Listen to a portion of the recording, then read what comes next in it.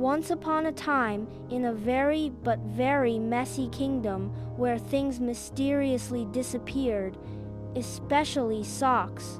Every morning, the children in the village searched for their favorite pair, but one was always missing. King Sock the First, a very serious man with a hand-knitted crown, was furious. "This is a hairy mystery. Who's stealing the socks?" But no one knew. Someone or something was secretly hiding them. His daughter, Princess Half-Sock, was playful and full of pranks. Just as she was planning her next joke, she noticed something strange. Her cat Whiskers showed up with threads in his mouth. "Where did you get that, Whiskers?" she asked. The cat meowed, swished its tail, and disappeared behind an old curtain in the castle. Scarlet followed and discovered a glowing hole in the wall. Should she go in or not? She took a deep breath, crouched down, and entered. On the other side, Scarlet landed on a soft, fluffy pile. "What is this?" she whispered. Suddenly she heard a squeaky laugh. "Ha ha ha, my hammocks are ready." And there he was, a chubby little elf with pointy ears and fast fingers, weaving hammocks out of stolen socks. "Are you the one stealing all the socks?" exclaimed Scarlet.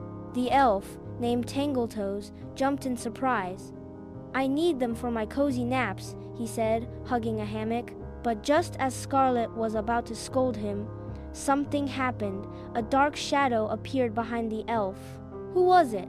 Another thief? A sock monster? Scarlet froze. Should she run or face whatever it was? The shadow behind Tangletoes moved, and out of the darkness appeared Johnny, a curious and brave boy from the village who had also lost his favorite sock. "Scarlet," Johnny whispered, "I followed you because I found this sock of yours on my window." He showed her a small striped sock that glowed in the dark. Tangletoes scratched his head, nervous. "I just wanted comfy naps, but there's more." Scarlet and Johnny exchanged intrigued glances. "More?" they asked together. Tangletoes gulped. "I'm not the only one. There's someone or something in the cave of the ghost socks." Boom! A loud noise shook the walls. The ground trembled. A gust of wind blew from a dark tunnel. Johnny grabbed Scarlet's hand. "We have to check it out." "Are you crazy?" said Scarlet. "It could be dangerous." But Johnny smiled. "And let the socks disappear forever? No way." The two ventured into the tunnel, with Tangletoes tiptoeing behind. When they arrived, they found a huge door made of piles of old dusty socks. Above the door, a sign read, "Here sleep the lost socks, and whoever wakes them will have cold feet forever."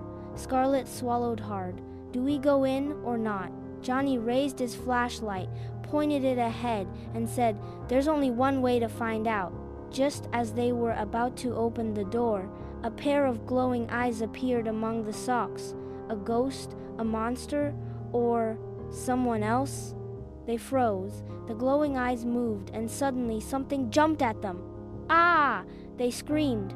Johnny, Scarlet, and Tangletoes hugging each other. But as they hit the floor, they realized it wasn't a monster or a ghost. It was a giant hairy foot. What is that?" stammered Johnny.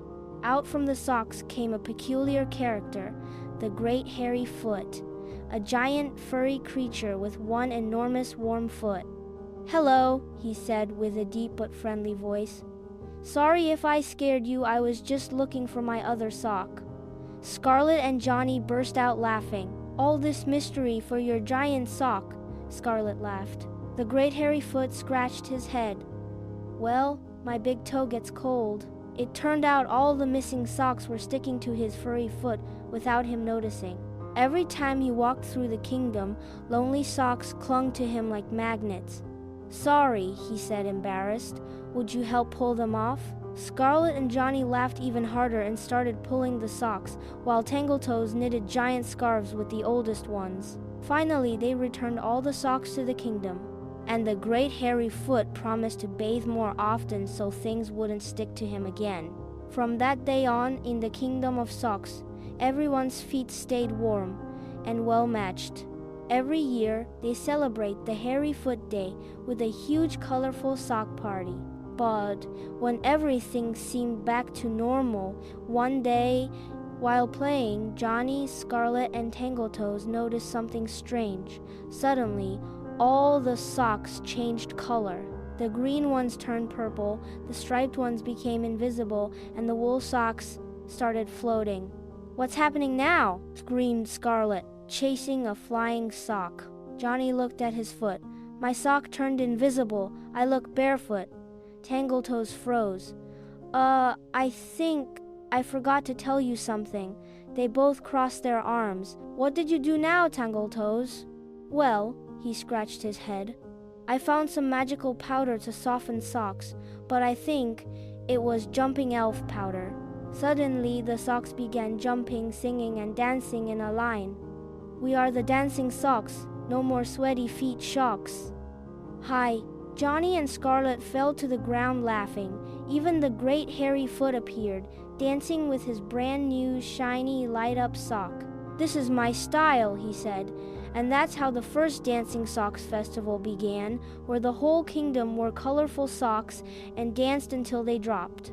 At the end, King Sock the First stood on stage with a fluorescent blue sock on his head and declared, "From now on, let's celebrate this madness every year. And no one shall be angry about a lost sock, because it's probably out there dancing somewhere." And so, this tale has danced its way to the end.